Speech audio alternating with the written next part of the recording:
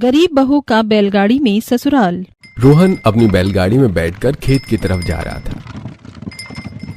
चल मेरी बैल, आज हमें बहुत काम है, नई फसलें जो तैयार करनी है। चलो चलो चलो चलो चलो। खेत में पहुंचने के बाद रोहन सारी फसल की कटाई करता है। उफ, बड़ी मेहनत का काम है। चलो हमारी सारी फसल अच्छी हुई है, फिलहाल तो मैं बस घर पर चारा ले जाता हूँ, बाकी सामान बिट्टू जाकर उठा लेगा। अरे भाई, आज बहुत मेहनत हुई है।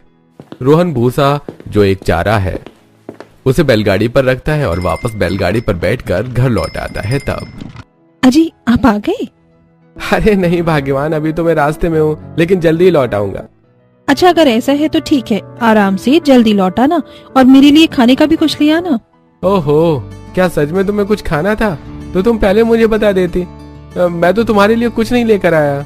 अजी नहीं नहीं, मैं तो आपकी मजाक में आपका साथ दे रही थी बस। अच्छा अच्छा ठीक है, अब तुम मुझे जल्दी से बढ़िया बढ़िया गरम गरम रोटियां खिला दो। पूरा दिन काम करके थक गया हूँ, बहुत भूख लगी है। जी ठीक है, आइए बैठ जाइए। रोहन, विमला और रमेश तीनों खाना खाने बैठ जाते हैं। पायल ने चूल्हे पर गर्मा गर्म साग बनाया हुआ था और उसके साथ बाजरे की रोटी बना रही थी। बाजरे की रोटियां बनाने में बड़ी मेहनत लगती है, हाथ से ही उन्हें गोल करना पड़ता है। बहू, बिल्कुल सही कहा तूने। माना कि बाजरे की रोटी बनाने में बड़ी मेहनत लगती है, लेकिन असली स्वाद भी उसी में आता है। बाजरे की रोटी, हाँ, उस पर मस्त मक्खन और साथ में लस्सी और साग। ओहो हो, खाने का तो मजा ही आ जाता है, खाने में चार चांद लग जाते हैं। पायल बाजरे की रोटियों को अच्छे से तवे पर सेकती है और सबको एक एक करके गर्मा गर्म बाजरे की रोटी, साग और लस्सी परोसती है। सभी बड़े मजे से खाना खाते हैं। ओहो, एकदम मजा आ गया, बढ़िया पेट भर गया है मेरा तो अच्छे से। हाँ, मेरा भी हो गया है। अब बस बाहर जाकर थोड़ा टहलूंगी, जिससे सारा खाना पच जाए। सभी खाना खाकर उठते हैं कि तभी रोहन को फोन बजने लगता है। अरे, ये तो यश का फोन है। आज शाम को ऐसे मेरी याद कैसे आ गई? अरे तो फोन उठाना। रोहन फोन उठाता है। और बता मेरे भाई, कैसा है तू? सब ठीक तो है ना वहां पर? हाँ भैया, बिल्कुल सब ठीक है, सब कुछ एकदम मजेदार है। आप बताइए, वहां सब ठीक है ना? मम्मी पापा कैसे हैं? माँ पिताजी भी बिल्कुल ठीक है। तू तो हमें बिल्कुल भूल गया है, 1 साल हो गया, हमसे मिलने तक नहीं आया। ऐसा शहर में रहने लगा है और जब से शादी हुई है तब से तो गांव आने का नाम तक नहीं लेता है। अरे नहीं नहीं भैया, ऐसा बिल्कुल भी नहीं है, आप चिंता मत कीजिए, एक सरप्राइज है मेरे पास, इसलिए तो मैंने आपको कॉल किया। अच्छा, सच में? बता क्या बात है? अरे कल मैं और नेहा पूरे 1 महीने के लिए गांव में आप सबके पास रुकने के लिए आ रहे हैं। यश की यह बात सुनकर रोहन बहुत खुश हो जाता है। अरे क्या क्या कहा? सच कह रहा है ना तू? कहीं हमें उल्लू तो नहीं बना रहा पिछली बार की तरह? अरे नहीं नहीं भैया, मैं भला ऐसा क्यों करूंगा? पिछली बार तो एक जरूरी मीटिंग थी इसलिए नहीं आ पाया था, लेकिन इस बार हम पक्का सच में आ रहे हैं। चलो, ये तो बहुत अच्छी बात है, मैं सबको बता देता हूँ। तुम दोनों आराम से यहाँ आ जाना, रेल में बैठकर। जब यहाँ रेलवे स्टेशन पर पहुंच जाओ ना तो मुझे फोन कर देना, मैं तुम्हें लेने आ जाऊंगा। हाँ ठीक है भैया, कल मिलते हैं। रोहन पर कॉल कट करने के बाद, क्या सच में यश कल आ रहा है? हाँ माँ, यश और नेहा यहाँ पर 1 महीने के लिए रुकने आ रहे हैं। कितनी अच्छी बात है ना? हाँ, सच में बहुत अच्छी बात है। चलो अच्छा है, यहाँ कुछ दिन रुकेंगे, आराम कर लेंगे तो सही रहेगा, वरना अब तो 1 साल हो गया था उससे मिले हुए। हाँ, बिल्कुल सही कहा।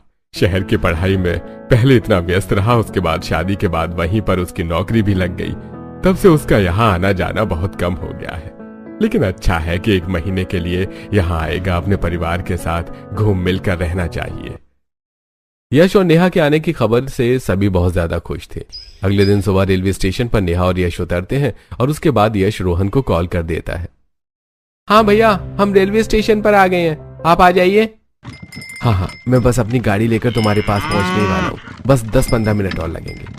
कॉल कट करने के बाद दोनों वहां एक बेंच पर बैठ जाते हैं। भैया कितनी देर में आ रहे हैं? उन्होंने तो सिर्फ 10 से 15 मिनट का कहा था, आधा घंटा होने वाला है।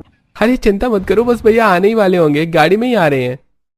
ऐसी कौन सी गाड़ी में आ रहे हैं जो इतना समय लग रहा है? देखते हैं कौन सी गाड़ी में आ रहे हैं, मैं भी कुछ नहीं कह सकता अभी। वहीं रोहन अपनी बैलगाड़ी पर वहां पहुंच जाता है और यश और नेहा उसके पास जाते हैं। अरे कैसे हो तुम दोनों? हाँ मैं बिल्कुल ठीक हूँ भैया, रुके भैया, पहले सारा सामान रख देता हूँ। यश बैलगाड़ी में अपने सारे सूटकेस रख देता है, लेकिन वहीं दूसरी तरफ नेहा अभी किसी और सदमे में पहुंची हुई है। बैलगाड़ी देखकर तो उसके होश ही उड़ गए थे। ये सब क्या है? ये कौन सी गाड़ी है भला? अरे नेहा, ये बैलगाड़ी है, इसमें आगे बैल बंधे हुए हैं और यही हमारी गाड़ी को खींचते हुए घर तक पहुंचाएंगे। हाँ, वो तो मुझे भी नजर आ रहा है, लेकिन मैं ऐसी गाड़ी में बिल्कुल नहीं बैठने वाली हूँ। अरे इन बैल का कोई भरोसा थोड़ी है, क्या पता ठीक से गाड़ी को लेकर जाएं, ना लेकर जाएं। और तो और ऐसी गाड़ी में बैठने में कितनी ज्यादा शर्म आएगी। सब लोग हमारा मजाक उड़ाएंगे और हमें ही देखेंगे बस। अरे अरे नेहा, तुम इतनी चिंता मत करो, तुम कुछ ज्यादा ही सोच रही हो। ये गांव है, यहाँ पर हर कोई बैलगाड़ी का ही इस्तेमाल करता है। और साथ ही तुम चिंता मत करो, ये हमारे घर के ही बैल हैं, हमारी सारी बात मानते हैं, इनके साथ हमें कोई खतरा नहीं है। नहीं, मैं विश्वास नहीं कर सकती हूँ। मुझे इन सब चीजों से बहुत डर लगता है। मुझे इसमें बैठकर नहीं जाना है। मेरे लिए कोई ढंग की दूसरी गाड़ी करो, हम जिसे कार बोलते हैं ना, वही, बिल्कुल वही चाहिए मुझे, 4 पहियों वाली। नेहा जरा ध्यान से देखो, इसमें भी 2 पहिए लगे हुए हैं। बिना पहिए की ये गाड़ी आगे कैसे बढ़ेगी भला? तुम भी ना कुछ ज्यादा ही डर रही हो। नहीं, मुझे नहीं जाना। अच्छा रुको, मैं तुम्हें यकीन दिलाता हूँ। नेहा को ऐसे डरते और परेशान होता देखकर रोहन अपने बैलों को छड़ी से इशारा करते हुए कहता है, हे चल मेरे मस्ताने, जरा मुड़कर तो देखा। ऐसा कहते ही बैल रोहन की बात समझ जाते हैं और जिस दिशा में उन्हें जाना था उसी दिशा में पीछे की तरफ मुड़ जाते हैं। ये सब देखकर नेहा बहुत हैरान हो जाती है। तब यश उसे समझाते हुए कहता है, अरे तुमने देखा ना नेहा, मैंने कहा ना कुछ गड़बड़ नहीं होगी, तुम बस आराम से बैठ जाओ, हम अच्छे से चलते हैं। यश के समझाने के बाद नेहा मान जाती है और वो बैलगाड़ी में बैठ जाती है। शुरुआत में तो नेहा को बहुत शर्म आ रही थी, लेकिन वो जब आसपास देखती है कि गांव में हर कोई बैलगाड़ी का ही इस्तेमाल कर रहा है, तब उसे सब नॉर्मल लगने लगता है। देखो, यहाँ पर तो हर कोई बैलगाड़ी का ही इस्तेमाल कर रहा है। अरे मैंने तो तुमसे पहले ही कहा था। चिंता मत करो, तुम यहाँ कुछ दिन रुकोगी तो तुम्हें सब चीजों की आदत हो जाएगी और सब चीजें नॉर्मल लगने लगेंगी। अभी तुम्हारे लिए ये सब नया है ना, इसलिए सब अजीब लग रहा है। आप दोनों ने बिल्कुल सही कहा। शायद अब उतना बुरा भी ना हो, हमें अलग चीजों का भी एक्सपीरियंस लेना चाहिए। नेहा के बस इतना कहने की ही देरी थी कि तभी थोड़ा आगे एक उबड़ खाबड़ रास्ता आता है, जिसकी वजह से बैलगाड़ी में बहुत ज्यादा झटके लगते हैं। इन सब की वजह से नेहा को बड़ा गुस्सा आता है। ये तो बड़े अजीब तरीके से चल रही हैं, कितने ज्यादा धक्के लग रही हैं। ओहो, अभी मुझे सब ठीक लगने लगा था, लेकिन अब नहीं लग रहा। अरे कोई बात नहीं, तुम्हें इसकी भी आदत हो जाएगी। उन्हें चलते हुए काफी देर हो गई थी, लगभग 1 घंटा होने वाला था। नेहा पहले ही सफर में बहुत ज्यादा थक चुकी थी और इतनी देर बाद भी वो जब घर नहीं पहुंचे तब परेशान होते हुए नेहा कहती है, आखिर हम कब तक घर पहुंचेंगे? आपने तो कहा था रेलवे स्टेशन के पास ही घर है, लेकिन हमें तो बहुत देर हो गई है और ऊपर से मुझे रास्ते में हर तरफ सिर्फ खेत ही खेत नजर आ रहे हैं। मुझे बिल्कुल भी ठीक नहीं लग रहा, हर तरफ सुनसान एरिया है। क्या इस गांव में आप अकेले रहते हैं? अरे नहीं नहीं नेहा, ऐसा कुछ भी नहीं है। यहाँ दूर दूर तक सभी के खेत हैं। हम अभी खेत से होते हुए घर तक पहुंचेंगे। वहाँ गांव में पूरी कॉलोनी है, आसपास बहुत से लोग रहते हैं। हाँ देखो नेहा, ये जो खेत नजर आ रहा है ना, बिल्कुल आगे तक ये सारे खेत हमारे ही हैं। वाह, ये खेत तो बहुत सुंदर है। यहाँ हर जगह सिर्फ हरियाली ही है। मुझे ये नजारा बहुत अच्छा लग रहा है। रुको, मैं कुछ पिक्चर्स क्लिक कर लेती हूँ और वीडियो बना लेती हूँ। नेहा उन खेतों की वीडियो बनाने लगती है और कुछ पिक्चर्स भी क्लिक करने लगती है। नेहा के लिए ये एक्सपीरियंस बिल्कुल अलग और नया था। इस तरह यश और नेहा घर पहुंच जाते हैं, जहाँ सभी उनका बेसब्री से इंतजार कर रहे थे। नेहा विमला और रमेश के पैर छूती है। जीती रहो बेटा, सदा सुहागन रहो। तुम दोनों को यहाँ तक आने में कोई परेशानी तो नहीं हुई ना? कह सकती है मम्मी जी, थोड़ी सी परेशानी तो हुई थी, लेकिन आखिरकार हम घर तक पहुँच गए हैं, वही बहुत बड़ी बात है। अरे ऐसा क्यों बेटा, घर तक तो तुम्हें पहुंचना ही था। नहीं पापा जी, मुझे लग रहा था कि हम जिस स्पीड में चल रहे हैं तो शायद आज रात तक घर नहीं पहुंच पाएंगे। हाँ बेटा, बैलगाड़ी है ना, उन्हें भी थकावट हो जाती है। अगर ज्यादा तेज चलेंगे तो आराम आराम से चलने पर उन्हें भी कोई ज्यादा परेशानी नहीं होती है। इसलिए यहाँ पर अक्सर चीजों में जरा समय लगता है। अच्छा, आप दोनों बैठ जाइए, मैं आप दोनों के लिए खाना लगा देती हूँ। ठीक है, मैं जब तक फ्रेश होकर आती हूँ। वहीं एक तरफ नेहा कमरे में फ्रेश होने चली जाती है और दूसरी तरफ पायल चूल्हे पर आग जलाकर सभी के लिए सरसों का साग, मक्के और बाजरे की रोटी, साथ ही पनीर की भी सब्जी और लस्सी भी बनाती है। पायल चूल्हे पर खाना बना रही थी, जिसकी वजह से वहां पर धुआं धुआं हो गया था और नेहा को इन सब की आदत नहीं थी। उसकी आंखों में धुआं जाने की वजह से उसकी आंखें बंद हो गईं और उसे लगा कि कुछ तो गड़बड़ है। तब वो बहुत ज्यादा डर जाती है। ओए माँ, ये सब क्या हो रहा है? आग लग गई। बचाओ बचाओ बचाओ, कोई तो बचाओ, जल्दी करो, हमें पानी लाना चाहिए। नहीं नहीं नेहा, चिंता मत करो, डरने की जरूरत नहीं है। जरा अच्छे से अपनी आंखें खोलकर देखो, मैं तो बस चूल्हे पर खाना बना रही हूँ। नेहा ध्यान से देखती है तब। ओह अच्छा, सॉरी दीदी, मुझे लगा न जाने क्या गड़बड़ हो गई है। कोई बात नहीं, चिंता मत करो, तुम भी यहाँ सबके साथ खाना खाने बैठ जाओ, मैं तुम्हें गर्मा गर्म खाना खिला देती हूँ। नेहा भी सभी के साथ खाना खाने तो बैठ जाती है, पर उसकी आंखों में बहुत जलन हो रही थी। जैसे तैसे करके नेहा खुद को कंट्रोल करती है और उसके बाद सभी खाना खा लेते हैं। नेहा को वो खाना बड़ा स्वादिष्ट लगता है। दीदी मानना पड़ेगा, खाना तो बहुत ही स्वादिष्ट है। इतना स्वादिष्ट खाना मैंने कभी नहीं खाया। ये गांव का देसी खाना है, इस खाने की बात ही निराली है। अगले दिन सुबह यश भी गांव की तरह धोती कुर्ता पहनकर तैयार हो जाता है, जिसे देखकर नेहा बड़ी हैरान थी। ये क्या, आपने भी बिल्कुल यहाँ की तरह ही पहनावा पहन लिया है, बड़ी अच्छी लग रही हो। रुको, अभी आपकी फोटो लेती हूँ। हाँ हाँ जरूर लो, मुझे भी मेरे पुराने दिन याद आते हैं। मैं किस तरह पहले यहाँ ऐसे कपड़े पहनकर भैया के साथ खेत पर काम करने जाता था। आज मैं भैया के साथ उनकी मदद करने खेत पर जाऊंगा। नेहा यश की कुछ पिक्चर्स लेती है तब। मुझे भी खेत पर कुछ काम से जाना है, वहाँ जरा काम करवाना है। क्या नेहा, तुम भी हमारे साथ चलोगी? हाँ ठीक है, मैं भी आपके साथ चलती हूँ। वैसे भी घर पर जाकर अकेली क्या करूँगी, बोर ही हो जाऊंगी। सभी फिर से बैलगाड़ी में सवार होकर खेत की तरफ जाते हैं। बैलगाड़ी बड़ी धीरे चल रही थी, जिसकी वजह से नेहा को बड़ा गुस्सा आ रहा था। बाकी सब तो ठीक है, मुझे बैलगाड़ी में बैठना भी बुरा नहीं लग रहा, लेकिन इसकी स्पीड बड़ी कम है। कितनी आराम आराम से ठुमक ठुमक कर चलते हैं, ऐसे तो हमें पहुँचते पहुँचते रात ही हो जाएगी। साथ ही इस बैलगाड़ी में कितने ज्यादा झटके लग रहे हैं। ओह, मैं तो बहुत परेशान हो गई, मुझे गुस्सा आ रहा है। ओहो नेहा, इतना गुस्सा क्यों करती हो तुम? देखो, हमें हमेशा जीवन में इतनी हड़बड़ी नहीं करनी चाहिए, सभी चीजों का आराम से मजा लेना चाहिए। तुम प्रकृति को अच्छे से देखते हुए चलो, यहाँ की खुली हवा का मजा लो, तब देखना तुम्हें कितना अच्छा लगेगा। कुछ अच्छा नहीं लगता दीदी? अरे सब काम जल्दी जल्दी हो जाना चाहिए ना। हम जल्दी खेत पहुँचे ताकि हम जल्दी काम खत्म करके घर भी जल्दी पहुँच सके। मैं तो कहती हूँ बैलगाड़ी बिल्कुल भी अच्छी नहीं है, आप लोग भी अपने लिए एक बैलगाड़ी खरीद लो। नहीं पायल, तुम जानती हो कि यहाँ पर कितने सारे लोग पैदल जाते हैं और बीच में भी कभी खेत आता है तो कभी पतली गलियाँ आती हैं तो कभी कुछ आता है। यहाँ पर गाड़ी कामयाब नहीं है, यहाँ हर कोई बैलगाड़ी का ही इस्तेमाल करता है। बैल ही हमारे खेत जोतने में मदद करते हैं, बैलों से ही हमारा सब कुछ है। लेकिन मुझे बैलगाड़ी बिल्कुल पसंद नहीं है। इस तरह आराम से सभी खेत पहुँच जाते हैं और सारा काम खत्म करके शाम को भी बैलगाड़ी से ही घर वापस आते हैं। बाकी सब में तो नेहा एडजस्ट कर रही थी, लेकिन बैलगाड़ी की स्पीड से उसे बड़ी परेशानी थी। कुछ दिन गुजरते हैं, फिर एक दिन नेहा। अच्छा दीदी, मैं कह रही थी कि यहाँ पर क्या कोई अच्छी सी मार्केट नहीं है? मुझे ना अपने लिए कुछ कपड़े खरीदने हैं। अब मैं यहाँ आई हूँ तो यहाँ के हिसाब से भी कुछ कपड़े खरीद लेती। वैसे भी बैठे बैठे बोर हो रही हूँ, शॉपिंग करूँगी तो मूड अच्छा हो जाएगा। हाँ बिल्कुल है, हमें खेतों से होते हुए गाँव के बाहर जाना होगा। वहाँ बहुत बड़ी दुकान है, वहाँ हर तरह के कपड़े मिलते हैं। उन दोनों को काम से घर वापस आने दो, फिर हम शाम को कपड़े लेने चलेंगे। ठीक है, तब तक मैं बाकी काम करने में आपकी मदद कर देती हूँ। जल्दी काम खत्म करेंगे तो जल्दी जा पाएंगे। वैसे भी हमें उस बैलगाड़ी में ही बैठकर जाना होगा, जिससे हमारा बहुत समय बर्बाद होने वाला है। दोनों मिलकर घर का सारा काम खत्म कर लेते हैं।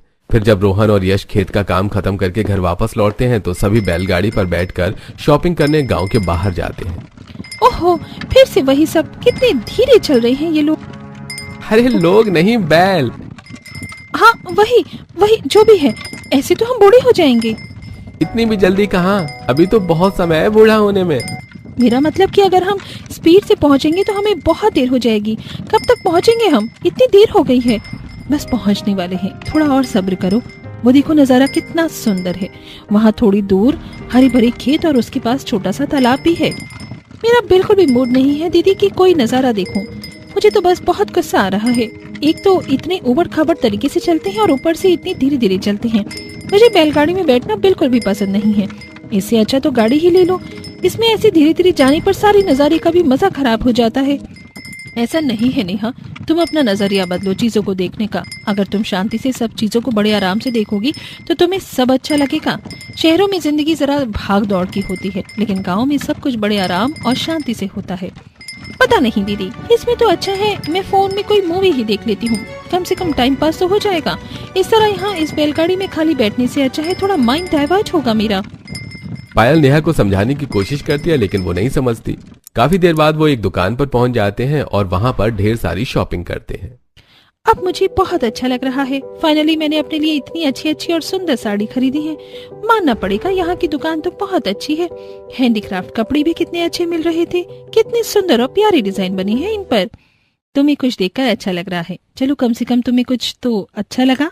आप भी अपने लिए तो और कपड़े लो दीदी। नहीं नहीं, अभी तो मैंने इतना खरीद लिया, वही बहुत है। बाद में कभी दोबारा देख लूंगी। फिलहाल तुम्हें जो भी चाहिए तुम ले सकती हो। शॉपिंग करने के बाद सभी घर वापस आ जाते हैं, लेकिन घर आते फिर से नेहा का मूड खराब हो जाता है। सभी बैलगाड़ी में घर वापस आ रहे थे। घर पहुंचने के बाद कहीं जाने से अच्छा है कि मैं घर में ही बैठी रहूं। इस बैलगाड़ी की तेज रफ्तार देखकर तो मेरा मूड ही खराब हो जाता है। मुझे बड़ा गुस्सा आ रहा है। शॉपिंग करने के बाद मेरा मूड कितना अच्छा हो गया था, अब फिर से सारा अच्छा खासा मूड खराब हो गया है। नेहा, तुमसे हमने कहा ना, तुम सब चीजों को आराम से और शांति से करने की कोशिश करो, तब तुम्हें सब अच्छा लगेगा। इस तरह छोटी छोटी बातों पर गुस्सा करने से कुछ नहीं होगा। मुझे नहीं पता, अब मुझे कहीं भी नहीं जाना है। मैं तो चली सोने। उस दिन नेहा का मूड खराब हो जाता है और अगले दिन से वो घर से बाहर निकलना ही बंद कर देती है। नेहा को बैलगाड़ी पर आना जाना बिल्कुल भी अच्छा नहीं लग रहा था। जब पायल देखती है कि नेहा घर में बैठी बैठी परेशान और बोर हो रही है, साथ ही उसका चिड़चिड़ापन बढ़ता जा रहा है, तब अच्छा सुनिए, मेरे पास एक आइडिया है। कैसा आइडिया है दीदी? हम सभी एक पिकनिक पर चलते हैं। तुम्हें पहाड़ झरने बहुत पसंद है ना नेहा? हाँ बिल्कुल, मुझे पहाड़ और झरने बहुत ज्यादा पसंद है। क्या यहाँ पर सच में सब कुछ है? हाँ सब है। हम 2-4 दिन के लिए वहाँ चलेंगे और कैंपिंग करेंगे। तुम देखना, इससे तुम्हारा मूड बहुत अच्छा हो जाएगा। ये आइडिया तो बहुत अच्छा है भाभी। मुझे भी आइडिया बहुत अच्छा लगा। मैं कैंपिंग करने के लिए तैयार हूँ, लेकिन हम जाएंगे कैसे? बैलगाड़ी से। बस ये बात सुनते ही नेहा का तो पारा हाई हो जाता है और वो गुस्से में कहती है, देखिए दीदी, आपका ये आइडिया तो मुझे बहुत अच्छा लगा, लेकिन मैं बैलगाड़ी से कहीं भी नहीं जाऊंगी। आप अच्छे से जानती हैं ना कि मुझे बैलगाड़ी से कहीं भी जाना पसंद नहीं है। तुम चिंता मत करो, एक बार मुझ पर विश्वास करो, यकीन मानो, तुम्हें बहुत अच्छा लगेगा। हम कैंपिंग भी करेंगे। अगर तुम्हें अच्छा नहीं लगा तो तुम्हें कभी बैलगाड़ी पर जाने के लिए हम नहीं बोलेंगे। बस एक बार तुम चीजों को जरा आराम और शांति से करने की कोशिश करो, तब देखना तुम्हें सब अच्छा लगेगा। हाँ नेहा बहू, पायल बहू बिल्कुल सही कह रही है। तुझे एक बार उसकी बात मान लेनी चाहिए। तुम यहाँ पर घूमने आए हो तो सब कुछ बड़े अच्छे से एंजॉय करो। ठीक है, अगर आप सब कहते हैं तो एक बार मान लेती हूँ, लेकिन अगर मुझे अच्छा नहीं लगा तो हम जल्दी ही घर वापस आ जाएंगे और मैं बैलगाड़ी में नहीं जाऊंगी। ठीक है, तुम चिंता मत करो, मैं सब संभाल लूंगी। बस उसके बाद पायल और नेहा अपने ट्रिप के लिए सारी तैयारी शुरू कर देते हैं। रोहन भी 2 बैलगाड़ियों का इंतजाम कर लेता है और दोनों बैलगाड़ियों पर एक तंबू सा लगा देता है, जिससे बैलगाड़ी अच्छे से कार हो जाती है। एक बैलगाड़ी में सारा सामान आ जाता है और दूसरे की बैलगाड़ी में पायल और नेहा बैठ जाती हैं। तभी उनकी पड़ोसन आती है। लगता है घूमने की तैयारी चल रही है। हाँ, अकेले अकेले घूमने जा रहे हो? जरा हमसे भी पूछ लेते। नहीं काकी, ऐसा नहीं है। आप चाहे तो हमारे साथ चल सकती हैं। अरे रहने दे, क्यों बच्चों को छेड़कर परेशान कर रही है? मैं तब से तुझे तीर्थ धाम पर चलने के लिए कह रही हूँ, तब तो तुझे जाना नहीं हुआ। अब तू पहाड़ों पर घूमने जाएगी? कहाँ बहन, हम कहीं नहीं जा रहे हैं। हमसे वैसे तो ढंग से चला ही नहीं जाता। घुटने भी जवाब दे चुके हैं। पहाड़ पर तो हम जरूर जाएंगे। मैं तो बस बच्चों को ऐसे ही छेड़ रही थी।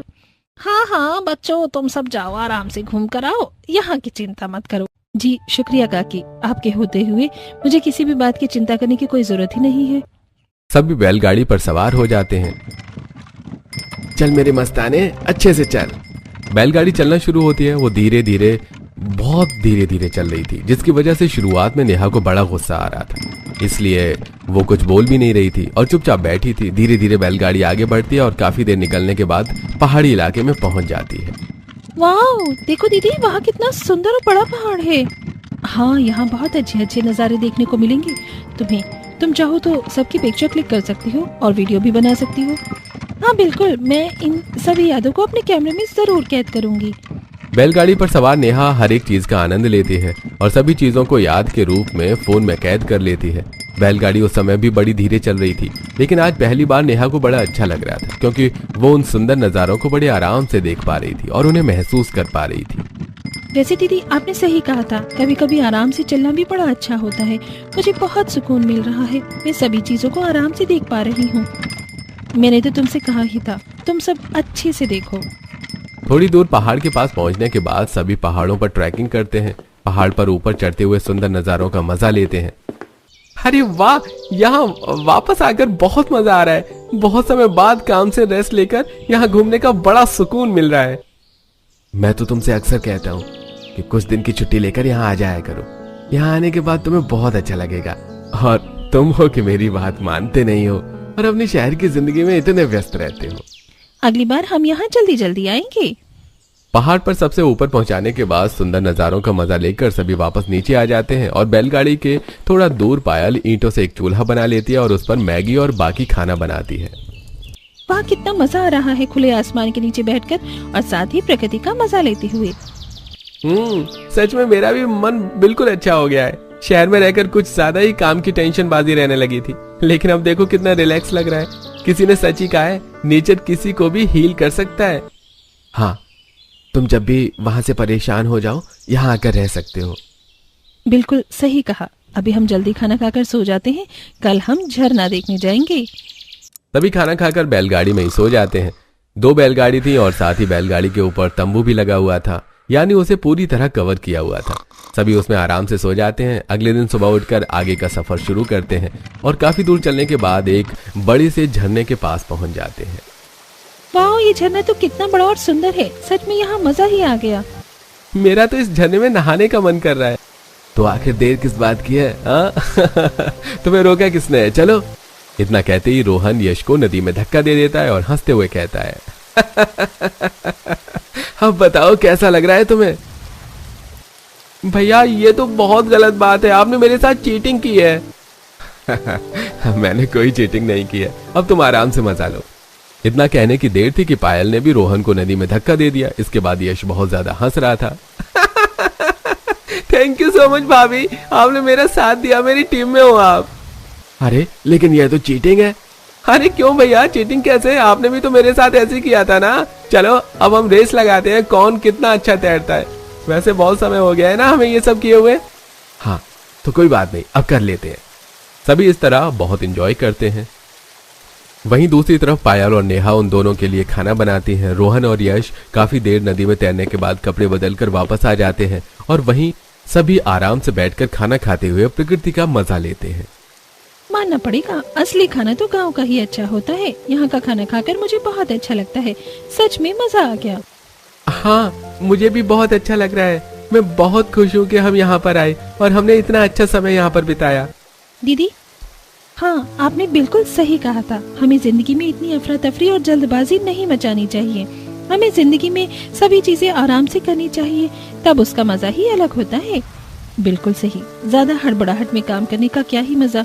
जिंदगी तो यूं ही चलती रहेगी, काम भी होते रहेंगे, लेकिन कभी कभी हमें बिल्कुल शांति से ठंडे दिमाग से सब करना चाहिए। उसका मजा ही अलग होता है। इस तरह रात हो जाती है और सभी खाना खाकर वापस बैलगाड़ी में सो जाते हैं। अगले दिन सुबह चारों वापस घर आने को अपनी यात्रा शुरू करते हैं और पूरा दिन चलने के बाद आकर सभी घर पहुंच जाते हैं। हाँ तो बच्चों बताओ, कैसी रही तुम्हारी ट्रिप? पापा बहुत अच्छी थी, हमें बहुत मजा आया। हमारे गांव के पहाड़ों को बड़े समय बाद देखा है मैंने। मुझे पुराने दिन याद आ गए।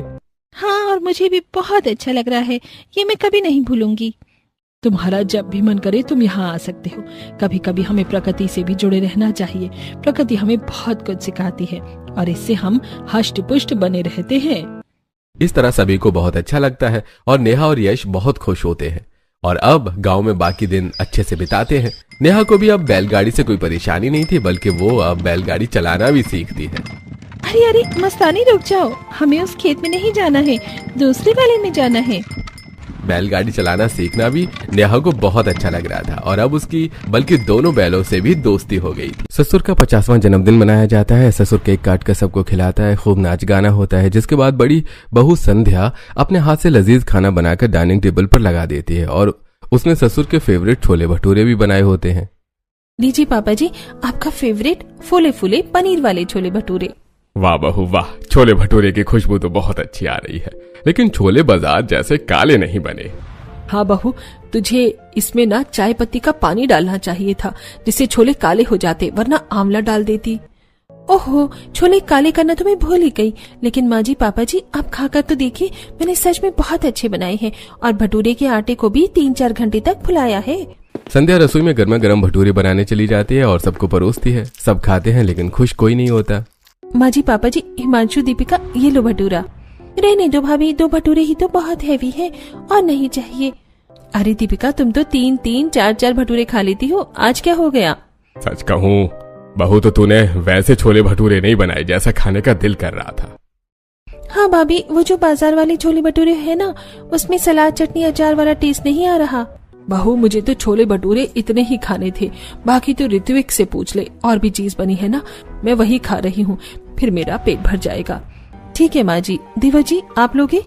नहीं भाभी, बस हो गया, मजा नहीं आया छोले भटूरे खाकर। लेकिन आपने मेहनत अच्छी की है। भटूरे तो अच्छे हैं लेकिन छोले वैसे नहीं बने। कोई बात नहीं, मैं अगली बार आपको बहुत अच्छे से बनाकर खिलाऊंगी। सॉरी पापा जी, आपके जन्मदिन के दिन आपको अच्छे छोले भटूरे बनाकर नहीं खिलाए। अरे बहू, दिल छोटा मत कर, हो जाता है ऐसे कभी कभी। और वैसे भी तूने मेरे जन्मदिन के लिए इतनी मेहनत की है, ये तो हर कोई जानता है। खाना ज्यादा ही बन गया, सामने वाली पड़ोसन को बुला ले। जी पापा जी। संध्या सामने वाली पड़ोसी सरोजनी और उनके पति नरेश को घर बुला कर लाती है। अरे अखिलेश भाई साहब, आपका जन्मदिन है और आपने हमें पहले नहीं बताया, नहीं तो कोई तोहफा भी लेकर आते। अरे नरेश भाई साहब, तोहफे की कोई जरूरत नहीं है। आप दोनों हमारे कहने पर आ गए भाई, बहुत है। साथ बैठकर खाना खा लेते हैं। बहू ने आज छोले भटूरे बनाए हैं मेरे लिए खास। अच्छा जी, क्या बात है। संध्या बहू ससुर जी के जन्मदिन पर छोले भटूरे बना रही है और हमें बुलाया भी नहीं। बुलाए तो ऐसे बुलाया। अरे सरोजनी, तुझे तो पता है ना, हम लोग ना एनिवर्सरी बनाते ना ही बर्थडे, बुढ़े हो गए हैं, आप कितना मनाएंगे। ये तो बच्चों की जिद है, जो बच्चे सजावट कर देते हैं, फिर अपने प्यार से हमारे लिए खाना भी बना देते हैं, तो मना कैसे करते। घर घर में ही कर रहे थे, वरना रिश्तेदारों को नहीं बुलाते। ये भी है। अंकल जी, आंटी जी, ये दाल मखनी, चावल और छोले भटूरे बनाए हैं मैंने, और नीचे में केक और कोल्ड ड्रिंक्स भी हैं। अरे बहू, इतना सब बनाया तुमने। मनोरमा, ऐसी बहू पाकर तो तुम खुश हो गई होगी। जो बोलते हो बहू वही बना देती है। ये तो है, हम बहू से कुछ भी बोले, संध्या सब कुछ बनाकर खिलाती है हमें। आहा, वाह संध्या बहू, वाह, तुमने खाना बहुत अच्छा बनाया है, और छोले भटूरे भी। शुक्रिया अंकल जी, आंटी जी। और लेंगे आप भटूरे? हाँ हाँ बहू, और लेकर आओ। संध्या रसोई से जाकर छोले भटूरे बनाती है तो अंकल आंटी को तो छोले भटूरे 1 नंबर के लग रहे हैं। मेरे हाथ के खाकर ये माँ जी, पापा जी सब मुंह बना रहे थे। जरा मैं खाकर देखती हूँ। संध्या अपने हाथ के बनाए छोले भटूरे टेस्ट करती है। अरे यार, ये तो पिछली बार से भी ज्यादा अच्छा बनाया है मैंने भटूरे। फिर भी माँ जी, पापा जी ने कमी निकाल दी, और पिछली बार बोला था कि पनीर नहीं डाला। अब पनीर वाला बनाया तो ससुराल वाले भी ना कमी निकाल रहे नहीं सकते। संध्या और छोले भटूरे बनाकर पड़ोसियों को खिलाती है और वो चले जाते हैं। ऐसे ही 2-3 दिन गुजरते हैं। बहू कुछ भी बनाती है, ससुराल वाले खाते नहीं है। संध्या को अच्छा नहीं लगता तो वो खास घर में YouTube से रेसिपी देखकर कुकर वाले छोले बनाकर भटूरे में दही तीनों डालकर आटा लगाती हैं। आज तो माँ जी, पापा जी को ये वाले छोले भटूरे खिलाकर खुश कर दूंगी।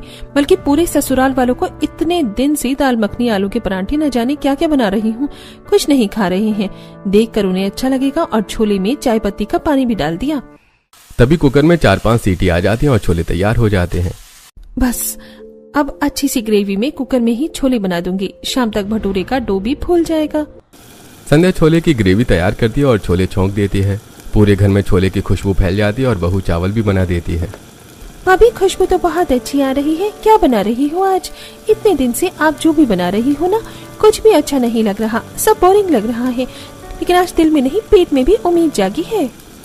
हाँ भाभी। अरे आज मैंने छोले भटूरे बनाए हैं। जन्मदिन वाले दिन अच्छा नहीं बने थे ना, पापा जी को पसंद नहीं आए, तो मैंने बोला था कि थोड़े दिन बाद बनाऊंगी, और इस बार मैं कुकर वाले बना रही हूँ। है सच में बहू, पता है मेरा छोले भटूरे खाने का ही दिल कर रहा था। अच्छा हुआ तूने बना दिया। 2 घंटे बाद ही सब साथ में छोले भटूरे खाते हैं। फिर सबका मुंह बन जाता है। ये क्या बहू, कितनी उम्मीद से छोले भटूरे खा रहा था मैं। सब कुछ अच्छा था, लेकिन जैसे मुंह में गए स्वाद नहीं आया। क्या हो गया है तुझे आजकल? तो अच्छे से छोले भटूरे नहीं बना पा रही है?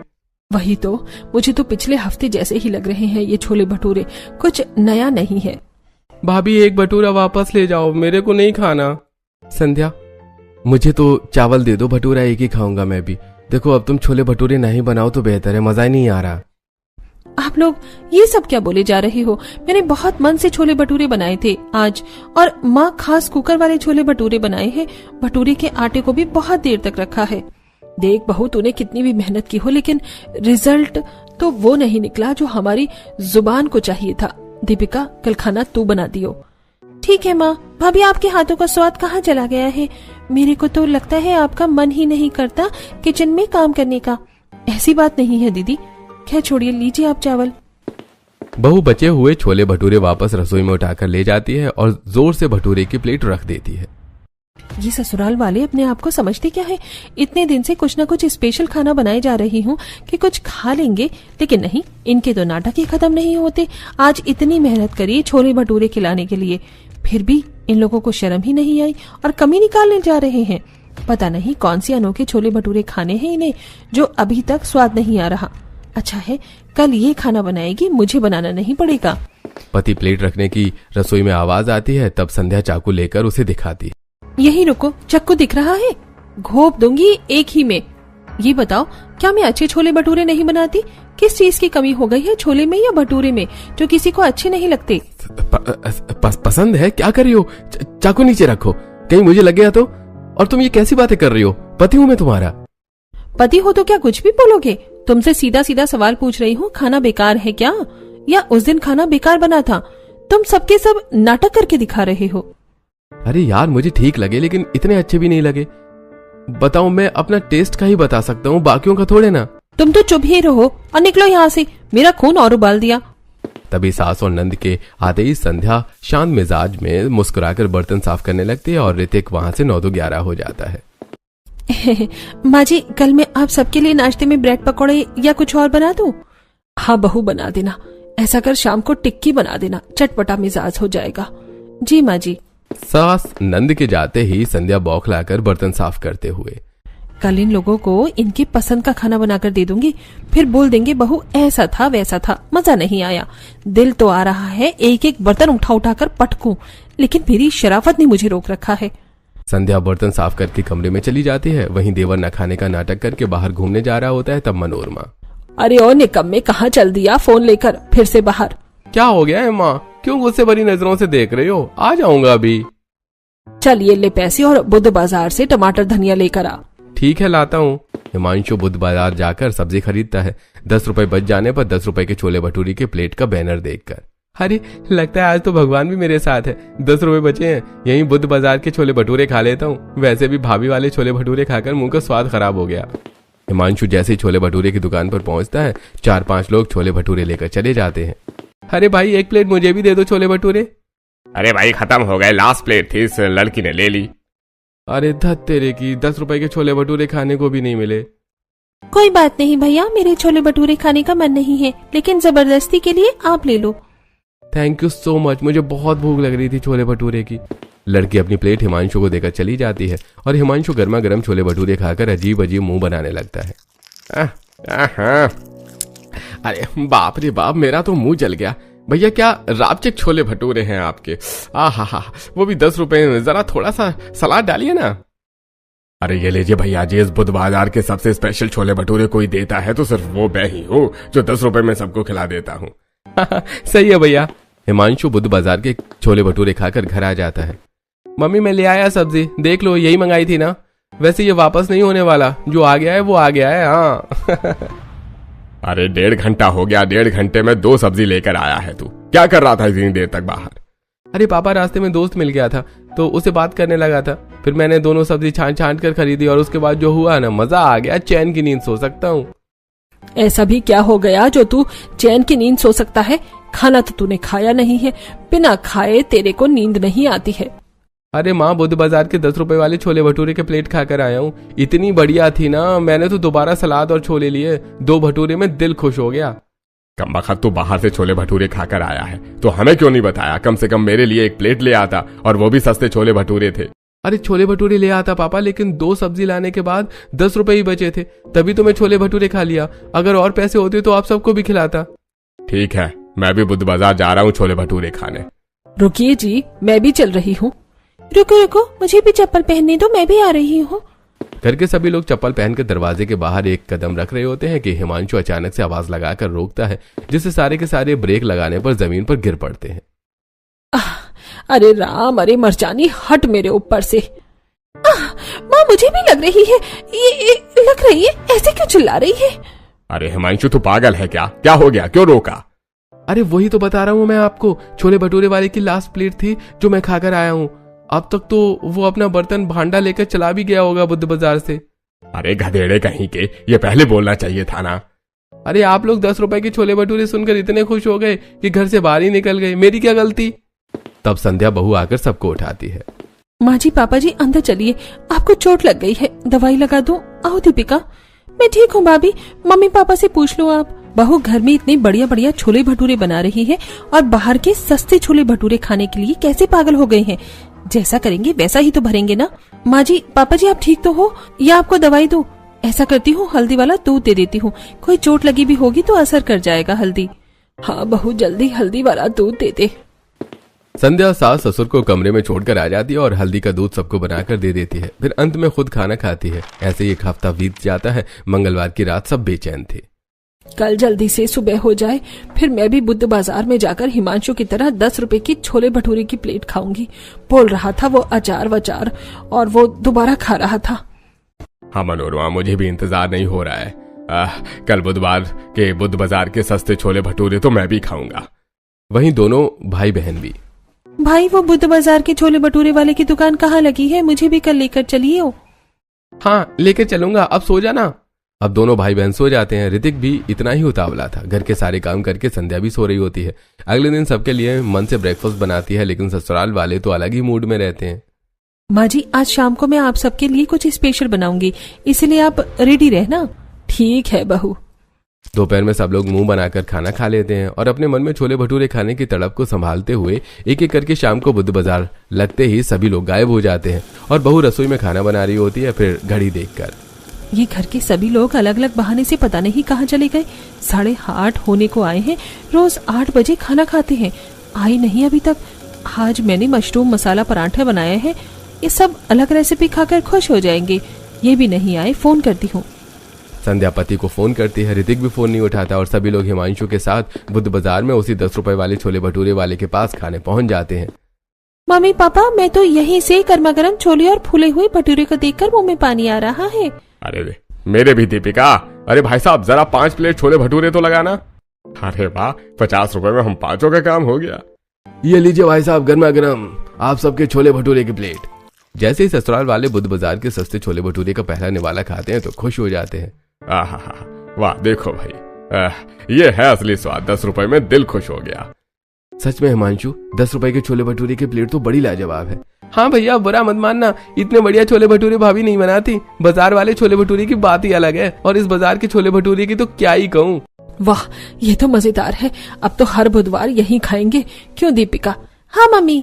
ससुराल वाले 10 रुपए के बुद्ध बाजार के सस्ते छोले भटूरे खाकर जब घर आते हैं तब बहू दरवाजे पर घूरती है। माँ जी, पापा जी, ऋत्विक, आप भी इनके साथ में?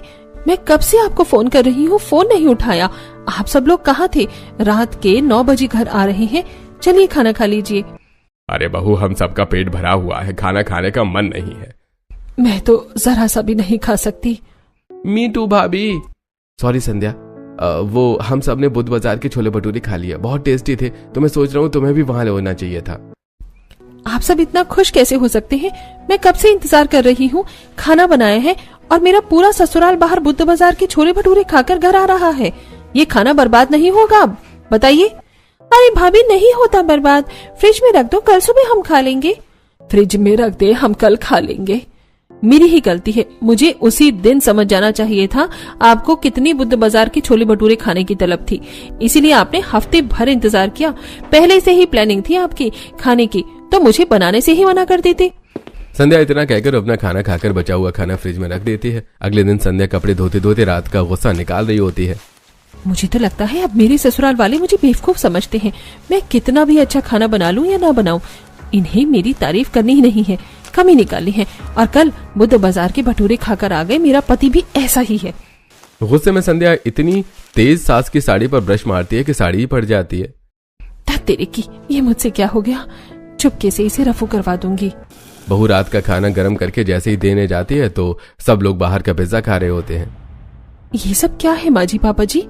अरे कुछ नहीं बहू, पिज्जा पर ऑफर चल रहा था इसलिए हमने 6 डिब्बे मंगा लिए, पर इससे हमारा पेट भर चुका है, अब खाना तो नहीं खा पाएंगे। अभी हम सब ने खा लिया, आप भी खा लो भाभी।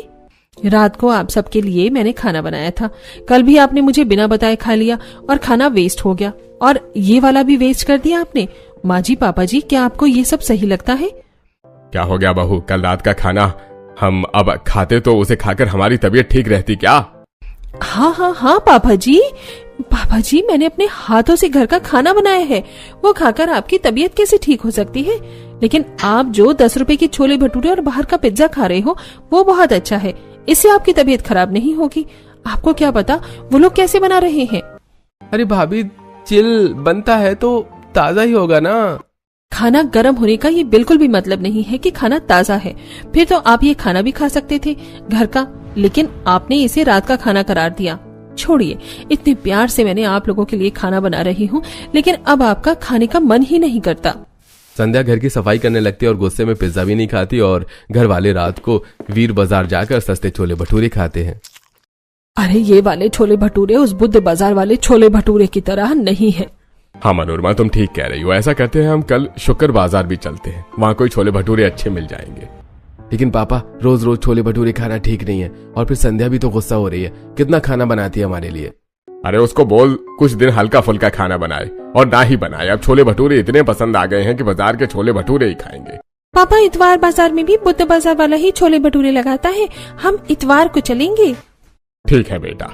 घर वाले छोले भटूरे के इतने चस्के हो जाते हैं कि वीर बाजार, बुद्ध बाजार, शुक्र बाजार, इतवार बाजार ये सब छोड़ते ही नहीं और अलग अलग जगह के बाजार के खाते हैं। लेकिन उनका पसंदीदा बुद्ध बाजार के सस्ते छोले भटूरे ही होता है। ज्यादा बाहर के छोले भटूरे खाने से उन लोगों को कभी एसिडिटी, पेट में दर्द, खट्टी डकार आती, लेकिन घर वाले इस चीज को इग्नोर करते। इस बीच घर में हिमांशु अपनी गर्लफ्रेंड से शादी करने की बात छेड़ता है, जिस वजह से घर वाले इस महीने हिमांशु की शादी कराकर नेहा को घर ले आते हैं। सास बड़े प्यार से उनका गृह प्रवेश करवाती है। अगले दिन नेहा की पहली रसोई होती है, उसके हाथ का खाना खाकर सब तारीफ करते हैं। वाह भाभी, आपने तो बहुत बढ़िया खाना बनाया है। देखा मेरी वाली कितनी बढ़िया है। माँ जी पापा जी, आपको पास्ता, मोमोज और कोल्ड ड्रिंक चाहिए? नहीं नहीं बहू, बस हो गया। तू पास्ता बहुत अच्छा बनाई है, और ये जरा गार्लिक ब्रेड भी देना। खाने में खाना नहीं है और तारीफ कैसे करी जा रहे हैं। कौन सी नई बहू पहली रसोई में पास्ता गार्लिक ब्रेड बनाती है? मैंने 4 गुना अच्छा बना कर दिया, फिर भी कोई अप्रिसिएशन नहीं। भाभी, आपको खाने में क्या क्या पसंद है बताओ ना, अपनी पसंद का ही खाना बनाना, हम वही खाएंगे। अरे मैं तो 1 नंबर की चटोरी हूँ, मुझे बाहर का खाना खाना बहुत पसंद है, कुछ भी खिला दो। ठीक है भाभी, कल रात को ना बुद्ध बाजार चलेंगे, बुद्ध बाजार के छोले भटूरे बहुत टेस्टी हैं। शादी की तैयारी में हम बाजार भी नहीं जा पाए। ठीक है, मैं भी आप सबके साथ बुद्ध बाजार के छोले भटूरे खाऊंगी। उस दिन तो बहू के हाथ का ही खाना शाम को खाया जाता है, और अगले दिन घर वाले जैसे तैसे संध्या के हाथ का खाना खा लेते हैं, और शाम को पूरा परिवार बुद्ध बाजार के छोले भटूरे खाने पहुंच जाता है। अरे वाह, छोले भटूरे तो बहुत अच्छे हैं, लेकिन 10 रुपए के हिसाब से बहुत पतले पतले हैं। जेठानी जी, आपने छोले भटूरे की प्लेट क्यों नहीं ली? आप भी खा लो ना, घर पर अलग से थोड़ा खाना बना कर खाओगी आप। माँ जी, आपको तो काले छोले पसंद है, ये काले भी नहीं और पतले भटूरे हैं। 10 रुपए में आप कैसे पेट भर सकते हैं? अगर आपको मेरे हाथ के छोले भटूरे नहीं खाने तो कोई बात नहीं, लेकिन ऐसे बाजार के सस्ते छोले भटूरे मत खाइए, तबीयत खराब हो जाएगी। हम किसी रेस्टोरेंट पर चलकर भी खा सकते हैं। हाँ माँ जी पापा जी, जेठानी जी सही कह रही हैं, हम वहाँ पर भी जा सकते हैं। अरे नहीं नेहा, इस बाजार के छोले भटूरे बहुत बढ़िया हैं। इतना तो हमें इतवार बाजार के, शुक्र बाजार के, वीर बाजार के भी अच्छे नहीं लगे। हाँ बहू, किसी रेस्टोरेंट में जाएंगे तो 1000 रुपए के छोले भटूरे का बिल भर जाएगा हम सबका, लेकिन यहाँ पर 100 रुपए में भी हम एक्स्ट्रा थाली खा सकते हैं। एक जने की 10 रुपए की तो छोले भटूरे की प्लेट है, और सलाद चटनी भी ले सकते हैं। लेकिन बड़े होटल में शर्म आती है, और घर में भी जो बहू बना रही है वो भी तो खर्चा ही है ना एक तरह से। पापा जी, लेकिन साफ सफाई थोड़ी है, और इस तरीके से रोज छोले भटूरे खाना ठीक नहीं है। अरे बहू तू चुप कर, अगर तुझे नहीं खाना तो हमें खाने दे। संध्या कोने में खड़ी रहती है, घर वाले खड़े होकर छोले भटूरे खा रहे होते हैं। इतने में उसकी नजर छोले भटूरे के पसीने पर जाती है, जहां वो खुजली करके उसी हाथ से छोले भटूरे बनाता है, जिससे संध्या को उल्टी सी आती है। छी, ये देखकर तो मेरा और जी घबरा गया। अच्छा हुआ जो मैंने इस बुद्ध बाजार के छोले भटूरे नहीं खाए, ये तो ऐसे ही बनाते हैं और इन सबको पता नहीं क्या टेस्ट दिख रहा है। संध्या अपने हाथ का बनाया हुआ खाना घर जाकर खाती है और ससुराल वाले बाहर के छोले भटूरे खाकर थोड़े थोड़े परेशान होने लग जाते हैं। दीपिका के पेट में गैस बन जाती है। मेरे पेट में बहुत गैस बन रही है, लगता है छोले की वजह से हुआ है। आज मैंने एक्स्ट्रा छोला भटूरा खा लिया। इतने में दीपिका धीरे से फार्ट कर देती है, जिसकी खतरनाक बदबू से दोनों भाई नाक बंद कर लेते हैं। छी, इतनी गंदी बदबू है। हिमांशु, तू पागल है क्या? इतना बड़ा होकर ऐसी हलकट चीज करता है। फ्रेश होकर आजा। छी, कितनी गंदी बदबू है भाई। आप बड़े हो, इसका मतलब ये नहीं है कि आप मुझे कुछ भी बोलोगे। ये तुच्छ प्राणी वाली हरकत आपने की है, आप जाकर फ्रेश हो जाओ। अरे मैं नहीं हूं, मैंने नहीं किया, तूने किया है, बदबूदार कहीं का। Not me, it's you. No, you. मजा आ रहा है, मेरे बारे में किसी को पता नहीं चला। अरे आप दोनों एक दूसरे से लड़ना बंद कीजिए, ये बदबूदार हरकत आपकी छोटी बहन ने की है। श्री दीपिका, हम सोच भी नहीं सकते कि तू ऐसा करेगी। अरे भैया, छोले खाने से गैस बन जाती है, अब कभी कभार। सारा मूड खराब कर दिया। ऐसा कहकर सब अपने अपने कमरे में चले जाते हैं। दिन गुजरता है। अब तो पूरी बहू भी घर वालों के साथ बुद्ध बाजार के छोले भटूरे खाने लगती है। वो कभी सास के पेट में जलन होती तो कभी ससुर का हाजमा खराब होता, लेकिन सस्ते छोले भटूरे खाने से कोई पीछे नहीं हट रहा था। वहीं संध्या घर में खाना बनाती, जिसे हर बार ससुराल वाले छोड़ देते हैं। उसे परेशान देखकर नेहा कहती है, क्या हुआ दीदी, मुझे इस घर में आए 2 हफ्ते होने को आए हैं, आप हमेशा परेशान ही क्यों रहती हो? परेशान नहीं हो तो क्या करूं? मैं कितनी बार भी खाना बना लूं, घर वाले ऐसे करते हैं जैसे कि पता नहीं कितना खराब खाना बनाती हूँ। तुम्हारे खाने को खा लेंगे लेकिन मेरे खाने को नहीं। और अब घर का इतना अच्छा खाना होता है। 2-3 महीने से ये लोग बस बुद्ध बाजार के सस्ते छोले भटूरे खा रहे हैं। एक बुधवार नहीं छोड़ते, और अगर बुद्ध बाजार छूट जाए तो बाकी के बाजार नाप लेते हैं। मैं मना नहीं कर रही छोले भटूरे खाने से, लेकिन घर का खाना छोड़कर आप बाहर की सस्ती अनहाइजीनिक चीज खाएं, ये भी तो ठीक नहीं है ना। दीदी आप परेशान मत हो, इस बार मैं घर में अच्छे छोले भटूरे बनाकर घर वालों को बाहर जाने से रोकती हूँ। नेहा अपने स्टाइल में छोले भटूरे बनाकर घर वालों को खिलाती है। कैसी बनी मम्मी जी, पापा जी? आज तो मैंने बुद्ध बाजार वाले छोले भटूरे को फेल कर दिया होगा ना? नहीं बहू, बुद्ध बाजार के छोले भटूरे की जो बात है वो घर के खाने में नहीं है। लेकिन माँ जी, घर का खाना कितना अच्छे स्वच्छ तरीके से बनता है, उतना वो बाहर वाले थोड़ी बनाते हैं। और आप जानते ही हैं, कभी कभार उसके छोले भटूरे खाकर तबीयत खराब हो जाती है। सबकी हुई है, मेरी भी हो गई थी। अरे बहू, छोले भटूरे चीज ही ऐसी है, थोड़ी बहुत तो तबीयत खराब होगी ही। वैसे कोई चिंता की बात नहीं है। तू भटूरे मत बनाना, हमारा नियम है बुद्ध बाजार के हफ्ते में एक बार छोले भटूरे खाना। इतने पर भी घर वाले सस्ते बुद्ध बाजार के छोले भटूरे खाना नहीं छोड़ते। तो बुद्ध बाजार में 5 बजे ही शाम को दोनों बहू छोले भटूरे वाले के पास पहुंच जाती हैं, जहां वो अनहाइजीनिक तरीके से बिना हाथ धोए गंदे पानी से भटूरे का आटा बनाते हैं और वहीं छोलों में डालते हैं। साथ ही बिना धोए सलाद काट देते हैं। शर्मिंदगी सी महसूस हो रही है कि मैं सभी के साथ 2-3 बारी इस बुद्ध बाजार वाले के भटूरे खाई हूँ। नेहा, जिस दिन मैं तुम्हारे साथ पहली बार यहाँ आई थी उसी दिन मैंने ये चीज देख ली थी। सबको समझाया पर किसी ने सुना नहीं, उल्टी आ गई थी मुझे। तो ये अब वीडियो घर में सबको दिखाने का टाइम आ ही गया है। सभी घर वाले छोले भटूरे खाने के लिए घर से बाहर निकल ही रहे थे कि जबरदस्ती दोनों बहू टीवी पर बनाई हुई वीडियो कनेक्ट करके लगा देती है, जिससे उनके सामने छोले भटूरे बनाने वाले की सच्चाई सामने आती है। ये देखकर घर वालों का मूड खराब हो जाता है। छी, पसीने वाले हाथ से ये भटूरे बना रहा है और फिर खुजली भी कर दी। भैया, मुझे तो देखकर ही उल्टी आ रही है। अरे मेरे को तो शर्मिंदगी महसूस हो रही है कि मैं इसी के छोले भटूरे दोबारा खाने जा रहा था। ये बुद्ध बाजार वाला कितने गंदे तरीके से बना रहा है। बहू, हमें माफ कर दे भाई। देखा आप सबको मैंने कितना समझाया, लेकिन आपने मेरी एक नहीं सुनी। ये सस्ता इसीलिए बनाता है क्योंकि सफाई नहीं रखते। जिस दिन ये लोग सफाई रखने लग जाएंगे उस दिन अपना रेस्टोरेंट खोल लेंगे। माँ जी, पापा जी, मैं अपनी बात नहीं करूंगी, लेकिन मेरे से ज्यादा बड़ी दीदी ने आप सबका बहुत ख्याल रखा है। घर का खाने में प्यार होता है, सफाई होती, और आपने दीदी को हर्ट किया। हमसे गलती हो गई बड़ी बहू, हमें माफ कर दे। अब से बस हम जो भी कुछ खाएंगे घर का बना हुआ ही खाएंगे। हाँ संध्या बेबी, मुझे खुशी है आप लोग इस बात को समझ पाए। इस तरह ससुराल वाले सस्ते बुद्ध बाजार के छोले भटूरे खाना हमेशा के लिए छोड़ देते हैं और घर का बना हुआ दोनों बहू के हाथों का खाते हैं।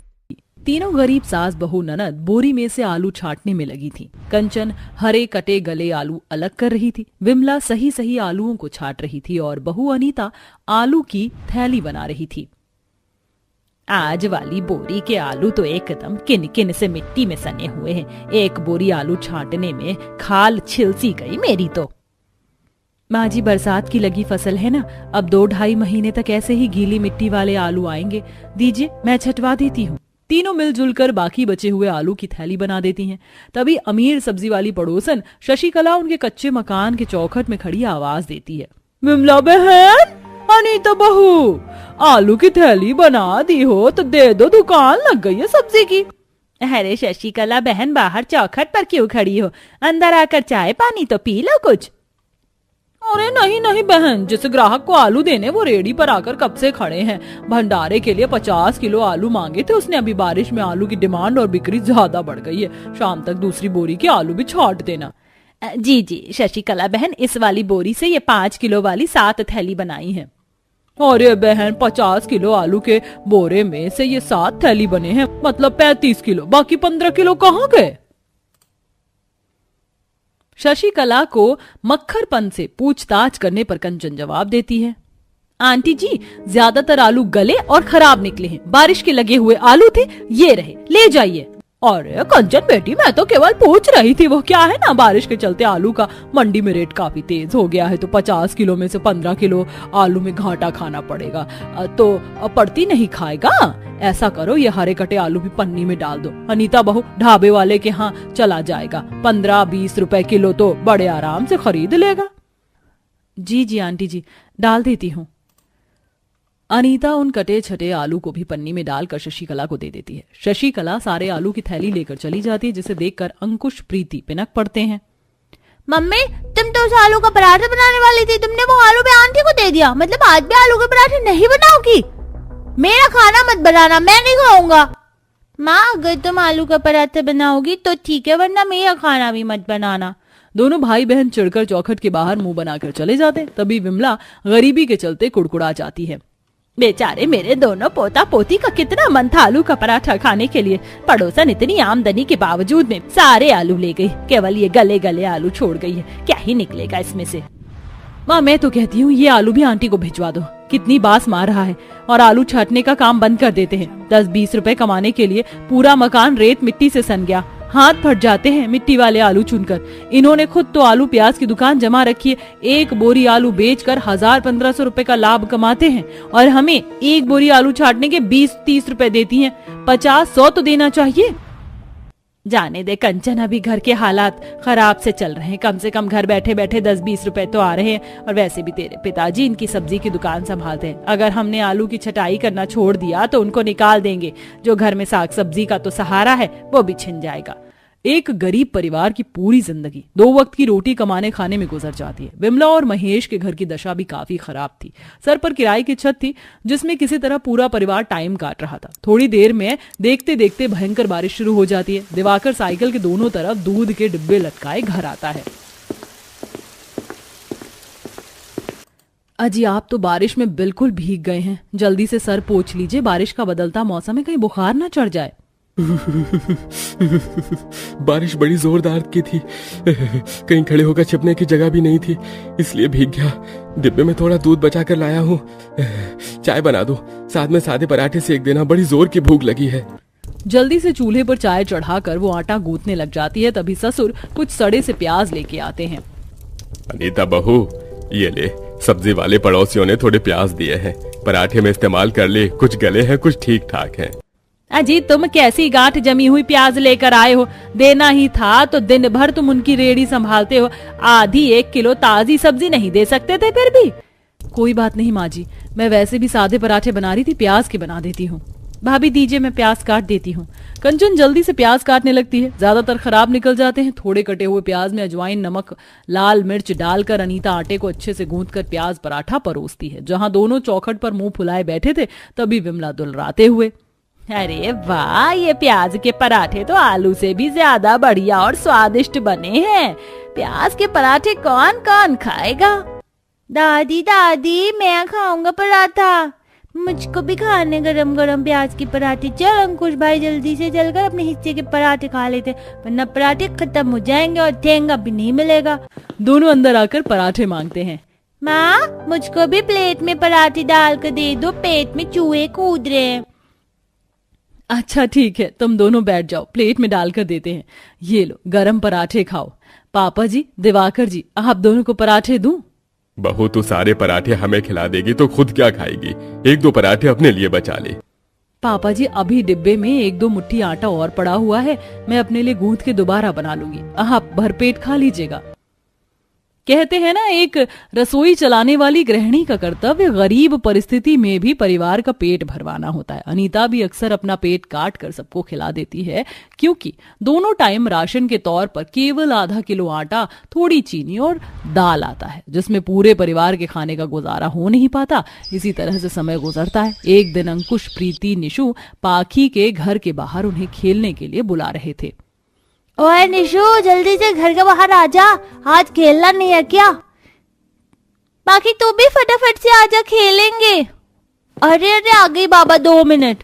तभी अंदर से दोनों अमीर बच्चे आलू के पराठे खाते हुए बाहर आते हैं। पराठे देख ललचाते हुए अंकुश पूछता है, ये तुमने ना क्या खा रहे हो? देखने से तो आलू के पराठे लग रहे हैं। तुमने बिल्कुल सही कहा, आज हमारे घर में मम्मी ने नाश्ते में आलू के पराठे बनाए हैं, वो भी घी डालकर। बहुत ही टेस्टी और क्रिस्पी बने हैं। दोनों को घी में चुपड़े पराठे खाते देखकर दोनों के मुंह में पानी आ जाता है। पाखी, क्या तुम ये चटपटा आलू का पराठा थोड़ा सा मुझको भी खाने के लिए दोगी? मेरा भी खाने का दिल है। नहीं, मेरी मम्मी ने तुम दोनों के साथ शेयर करके खाने के लिए बिल्कुल मना किया है। अगर तुम्हें आलू के पराठे खाने तो अपने घर में बनवा लो। पाखी आरव दोनों को ललचाते हुए पराठे का लास्ट बाइट भी खा जाते हैं। तभी जोरदार की बारिश चालू हो जाती है, जिसे देख दोनों बच्चे रोते हुए मकान के अंदर आ जाते हैं, जहां तीनों आलू छांटने में लगी थी। अरे क्या हो गया मेरा प्यारा दुलारा पोता, किस लिए रो रहा है? किसी ने मारा है क्या? मुझे किसी ने नहीं मारा दादी, पता है वो पड़ोसी दादी का बेटा है ना आरव, हाँ उनके घर में फिर से आलू के पराठे बने हैं। वो दोनों में चिढ़ा के पराठे खा रहे थे। मुझको भी चटपटे आलू के पराठे खाने हैं। हाँ, मुझको भी आलू के पराठे खाने, बना दो ना मम्मी प्लीज, हमारे घर में तो कितने सारे आलू हैं। दोनों बच्चों को आलू के पराठे खाने के लिए जिद करते देख अनीता समझाती है, बेटा ये आलू हमारे नहीं हैं, बल्कि पड़ोसन दादी के हैं, उन्हें साफ करके देना है। मम्मी थोड़े से आलू निकाल कर रख लो ना, आंटी को कुछ भी नहीं पता चलेगा। तभी चौखट पर खड़ी शशिकला अंकुश की बात सुन लेती है। जिस थाली में खाना उसी में छेद करना तो कोई तुम जैसे 2 कौड़ी के गरीबों से सीखे, मतलब कि तुम लोग मेरे आलू अपने खाने पकाने में इस्तेमाल करते हो। अरे नहीं शशिकला बहन, तुम गलत समझ रही हो। मेरे कान चरने नहीं गए थे विमला, तुम्हारे पोते ने अभी खुद आलू चोरी करने की बात की है। आंटी जी वो तो बच्चा है, कुछ भी बोल देता है। अगर चोरी करके खाना होता तो इतनी मेहनत लगाकर 10-20 रुपए में 1 बोरी आलू साफ नहीं करते। हाँ, अब दिखावटी चिकनी चुपड़ी बातें ही करोगे ना। किसी ने ठीक ही कहा है, हाथी के दांत खाने के और दिखाने के कुछ और होते। तुम भी वही हो। आज से तुम लोगों से आलू नहीं चटवाना मुझको। शशिकला के जाते गरीबी से झुंझलाकर अनीता बेटे को जोरदार थप्पड़ मार देती है। दादी मुझको बचाओ, मम्मी ने मारा। अनीता भाभी, बेचारे बच्चे को क्यों मार रही हो? उसे समझदारी थोड़ी है। कंचन, ये लड़का जरूरत से ज्यादा जीप चटाक हो गया है। इसके चलते जो भी 2 पैसे घर बैठे आ रहे थे वो भी बंद हो गया। बारिश का मौसम है, मकान का किराया, घर का खर्चा तुम्हारे भैया अकेले कैसे चलाएंगे? तभी बारिश में भीगा हुआ ससुर महेश मुंह लटकाए आ जाता है। अजी क्या हुआ, वापस क्यों चले आए? सब्जी नहीं बेचने गए? भाग्यवान, पता नहीं एकदम से क्या हो गया, जो शशिकला बहन और मनोहर भाई ने मुझे मना कर दिया और कहा आपसे आने की जरूरत नहीं है। तब विमला महेश को सब कुछ बताती है। पूरा परिवार घर के अंदर भूखे बैठकर दिवाकर के आने का इंतजार कर रहा होता है। वहीं लाचारी के भाव से गरीब बहू मन में लौ लगाकर विनती कर रही थी, हे भगवान जी, दया करना कि आज इन्हें पैसे मिल जाएं, नहीं तो खाना खाने के लिए लाले पड़ जाएंगे। घर में 1 मुट्ठी अनाज भी नहीं रखा है। भाई, मैंने सबके घर में दूध पहुंचा दिया है। 1 महीने से ऊपर पैसे हो गए हैं, अगर मिल जाते तो। हाँ, क्यों नहीं, अभी के लिए 2000 रखो, बाकी के 1-2 दिन में देता हूँ। अभी ज्यादा काम निकल नहीं रहा दूध का, इसलिए थोड़ा हाथ खींचा सा है। कोई बात नहीं रवि भाई, आप कौन सा कहीं भागे जा रहे हैं? पैसे लेके दिवाकर साइकिल से घर जाने लगता है, जहां वह रोड किनारे ठेले पर पराठे बिकते देखता है, जहां बारिश में खाने वालों की जमकर भीड़ मची थी। इस पराठे वाली की तो बारिश के मौसम में बढ़िया बिक्री चल रही है। अगर मेरे पास भी थोड़ी बचत होती तो पूंजी डालकर खाने पीने का कुछ खोल लेता। खा लो भैया गर्मा गर्म खस्ता करारा आलू पराठा, प्याज पराठा, पनीर पराठा, गोभी पराठा, 150 में 2 हाउसफुल पराठा। पराठे की खुशबू से दिवाकर का खाने को मन तो खींचता है, लेकिन महंगे दाम के चलते आगे बढ़ जाता है। 150 रुपए में केवल अपने खाने पर खर्च कर दूंगा तो इससे अच्छा तो 2-3 टाइम का राशन खरीद कर घर ले जाऊंगा। पूरा परिवार पेट भर तो खाएगा। सब्जी मंडी से आलू मिर्ची धनिया खरीद लेता हूँ। जब से बरसात लगी है बच्चों का आलू पराठे खाने का बहुत मन है। कुछ ही देर में दिवाकर सब्जी मंडी से 5 किलो आलू धनिया मिर्ची लहसुन लेके घर आता है, जहाँ मूसलाधार की बारिश में खिड़की से पानी झावट मार रहा था और छत भी चू रही थी। आज तो राम जी ने कहर बरसा के रख दिया है, सवेरे से बरखा बूंदी हुए जा रही है। बहू ये बारिश तो छूटने से रही, अंदर ही चूल्हा लगाकर रोटी बना ले। माँ जी रसोई में एक मुट्ठी आटा नहीं पड़ा। देख ले बहू, यदि दाल चावल हो तो खिचड़ी चढ़ाते, बच्चे सवेरे से भूख से मचल रहे हैं। माँ जी रसोई बनने का एक दाना नहीं है, पकाने को पता नहीं ये कब आएंगे। लाला जी 2 किलो रिफाइंड, 10 किलो आटे की थैली और चीनी चाय पत्ती दाल चावल कर दो।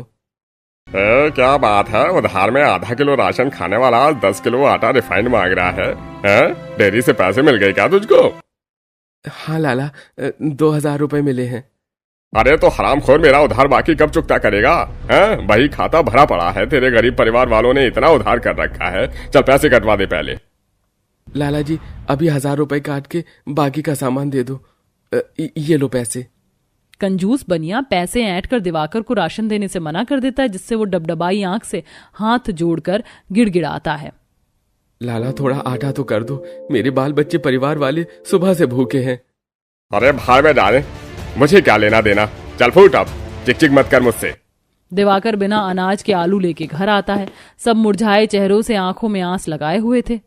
मम्मी, बुआ, दादा दादी, देखो पापा आ गए। देख देख भाई, पापा आज धनिया मिर्ची आलू लाए हैं। आज आलू के पराठे बनेंगे हमारे घर पर। अजी आप आटा नहीं लाए क्या? दिवाकर फूट फूट कर रोते हुए सब बताता है। पैसे लेकर राशन भी नहीं दिया उस बनिया ने, दूध में पड़ी मक्खी के जैसे निकाल फेंका। सोचा था आज आलू के पराठे बनेंगे। अजी आप चिंता मत कीजिए, मैं सरला बहन से थोड़ा आटा तेल मांग के ले आती हूँ। अनीता पड़ोसन सरला से थोड़ा आटा तेल मांग के लाती है और आलू उबालने चढ़ाकर आटा गूंथ के सेट होने रख देती है और कच्ची धनिया मिर्ची अजवाइन आलू में मसल कर सिलबट्टे पर लहसुन की कली पीस कर चटपटा आलू का चोखा तैयार करके चटपटे आलू के पराठे बनाकर तीखी धनिया मिर्च की चटनी से परोसती है, जिसे सब चाव से खाते हैं। कैसे बने हैं आलू पराठे अंकुश प्रीति? मम्मी, आपने बहुत ही चटपटे तीखे आलू के पराठे बनाए। मैं तो कहता हूँ मैं स्कूल के बाहर आलू पराठे का ठेला खोल लो, चाउमीन वाले अंकल का खूब चलता है। सच में बहू, तेरे हाथों के चटपटे आलू के पराठे के आगे तो अच्छे अच्छे हलवाई भी फेल हो जाएंगे। बारिश का मौसम है, आमदनी अच्छी होगी। पर माँ जी आलू पराठा बेचने के लिए पूंजी, ठेला, बर्तन, चूल्हा चाहिए होगा। इस सब का इंतजाम मैं कर दूंगा। 1-2 दिन में दूध वाले बाकी का पैसा दे देगा। दिवाकर आलू पराठा बेचने के लिए ठेला, बर्तन, चूल्हे का जुगाड़ कर देता है। वहीं दोनों सास बहू बारिश में मंडी से एक बोरी आलू खरीद के लाती हैं। वहीं दूध की बटोरी मलाई से विमला अपने हाथों से शुद्ध घी निकालती है, जिसमें आलू के पराठे बनाकर अनीता बाजार में बेचने आती है। उसके घी वाले आलू पराठे की खुशबू पूरे बाजार में घुल मिल जाती है। गर्मा गर्म खस्ता आलू पराठा खाइए, 25 के 2, 50 के 4 भरवा चटपटा आलू पराठा चटनी के साथ। आइए आइए, चटपटे तीखे आलू पराठे खाओ, चटपटे से चटपटे। मासूम अंकुश की मिठास भरी आवाज से ग्राहक आलू पराठा खाने खींचे चले आते हैं। अरे क्या बात है, छोटा पैकेट बड़ा धमाका। हाथ से आवाज लगाते हो तुम तो। बहन जी 2 आलू प्याज पराठा लगा दो। जी बस अभी देती हूँ भैया। 1 प्लेट आलू पराठा मुझे भी लगाना। जी बस अभी देती हूँ बहन जी। गरीब पराठे वाली झटपट से पराठा सेक कर चटनी से ग्राहक को परोसती है। हल्की हल्की बूंदाबांदी में बाजार में अच्छी चहल पहल होती है, जिससे सारे आलू के पराठे बिक जाते हैं। भगवान की दया से पहले दिन में पराठे की अच्छी बोनी निकल गई। तभी आसमान में तेज तेज बिजली चमकने के साथ बाजार में मूसलाधार बारिश हो जाती है। अनीता, तुम्हारी आलू के पराठे में जो चटपटापन है, 2-4 दिन में अच्छे ग्राहक जम जाएंगे। भाभी आलू के पराठे के साथ ठेले पर चाय भी रखो। बारिश में ग्राहक चाय पराठे मन पसंद से खाते हैं। हाँ, ये बढ़िया ख्याल है। चाय रखने से आलू के पराठे के ठेले पर जोर पड़ेगा और चलेगा भी। अगले दिन से दिवाकर डेयरी वाले से बात करके चाय के लिए दूध ले आता है, जहाँ सभी अमीर पड़ोसी बारिश में सुबह आराम लेते, वहीं गरीब परिवार बहू के साथ संघर्ष करते। कोई आटा गूंथता, ससुर चाय बनाते, सास आलू का मसाला बनाती और बच्चे मिलजुल कर आटे से पेड़े बनाते और कंचन मसाला भरती, जिससे 1-2 घंटे में ही काफी सारे आलू के पराठे चटनी तैयार हो जाती। और बहू बाजार में बेचने आती है, जहां आज विमला भी साथ में आती है। स्वादिष्ट चटपटे आलू के पराठे खा लो, स्पेशल कप चाय के साथ केवल 10 रुपए में मलाई मार के चाय पीजिए। चाय के जायके की खुशबू से ग्राहक चाय पीने चले आते हैं। अरे बहन जी, एक कप गरम गरम चाय पिलाना। अरे पूरी बाजार छान मार ली, कहीं भी चाय की दुकान नहीं है, तब जाकर आपकी दुकान दिखी। भैया जी, चाय के साथ आलू के पराठे का नाश्ता करना चाहेंगे? खुशबू तो बहुत बढ़िया आ रही है, 2 पराठे भी लगा दो। गरीब अनीता के बनाए चटपटे आलू के पराठे के स्वाद में जितना दम था, उसके बोलचाल में उतनी ही मिठास भरी थी। ग्राहक जैसे चटपटे आलू पराठे खाता है तो उंगलियां चाटता रह जाता है। क्या बात है बहन जी, इतने करारे चटपटे आलू के पराठे तो मैंने आज से पहले कभी नहीं खाए। अरे मजा आ गया। ऐसा करो, 4 पराठे पैक कर देना। ऐसा घर जैसा खान पान तो शहर में मिलता ही नहीं है। परिवार के लिए कमाने के लिए दूर रहना पड़ता है। भैया जी, मैं अपने आलू के पराठे में नकली घटिया किस्म का डालडा इस्तेमाल नहीं करती, बल्कि शुद्ध घी से पराठे बनाती हूँ। कमाई कम हो, लेकिन ग्राहकों की सेहत के साथ आमदनी के लिए खिलवाड़ नहीं करना। बहन जी, आजकल तो सारे के सारे ठेला पर खाना बेचने वाले अपनी कमाई के चक्कर में रहते हैं और बसा कचरा कुछ भी खिला देते हैं, पर आपके आलू के पराठे एकदम ताजा और नरम गरम है। अब तो मैं रोजाना आपके यहीं से चाय पराठे से नाश्ता पानी करा करूंगा। कहते कहते उस ग्राहक के बोलचाल में घर का खान पान ना मिलने की भावुकता झलक जाती है। देखते ही देखते लगभग कुछ ही दिनों में गरीब बहू पूरे बाजार में चटपटे आलू पराठे वाले के नाम से मशहूर हो जाती है और बरसात में भी उसके आलू के पराठे का ठेला खूब जोरों से चलता। सबसे ज्यादा भीड़ वहीं लगती है। बहन जी, 4 चटपटे आलू के पराठे और एक स्पेशल चाय मलाई मार के। जी भैया, अभी लगाती हूँ। बहू तू फटाफट से पराठे सेक, मैं परोसती हूँ। देख, तिरपाल के अंदर वैसे भी बैठकर खाने की जगह नहीं है, भीड़ लगी पड़ी है। ग्राहकों की तादाद बढ़ने के चलते तिरपाल में बैठकर खाने की जगह की कमी होते देखकर दोनों सास बहू विचार करती हैं। क्योंकि अनीता का आलू पराठे का ठेला काफी ज्यादा जम जाता है, साथ उसकी आमदनी भी अच्छी हो जाती है। माँ जी, मैं सोच रही हूँ क्यों ना एक किराए पर दुकान ले ले। मूसलाधार बारिश में दुकानदारी कितनी ज्यादा मार खाती है। जिस जगह हम ठेला लगाते हैं यहाँ तो कितना पानी भर जाता है, ग्राहक भी नहीं आते खाने दुकान में। ग्राहक शांति से बैठकर खा पाएंगे और लोग डिनर लंच नाश्ता करने भी आएंगे। बहू, विचार तो तेरा बहुत अच्छा है। वैसे भी पुलिस वाले को भी तो रोज के 100 रुपए देने पड़ते हैं। यहाँ ठेला खड़ा करने के तो इससे अच्छा दुकान में ही 7,000-8,000 दे देंगे। दोनों सास बहू आपस में राय सलाह लेकर दुकान लेने की ठान लेती हैं। अब दोनों ठेले पर पराठे बेचना छोड़कर किराए की एक दुकान लेके दुकान के आगे बोर्ड टांग देती हैं। 2-4 दिनों में ही ग्राहक जम जाते हैं। वहीं बारिश में उसके पराठे पानी से भीग कर ना तो खराब होते और ना ही बारिश में उनके आलू के पराठे की दुकानदारी पर नुकसान पड़ता है। ग्राहक भी बैठकर आराम से खा पी पाते हैं। वहीं बारिश में गरीब पराठे वाली अपने मेहनत संघर्ष से सफलता हासिल करके दिखाती है। आज बारिश में उसके हाथों की जायकेदार चाय और चटपटे आलू पराठे खाने के लिए दूर दूर से लोग आते हैं। उसका व्यापार जम जाता है और खूब अच्छा चलता है, जिससे किराए के मकान से वो अपना पक्का घर कर लेते हैं, जिसमें वो कुशलता से रहने लगते हैं।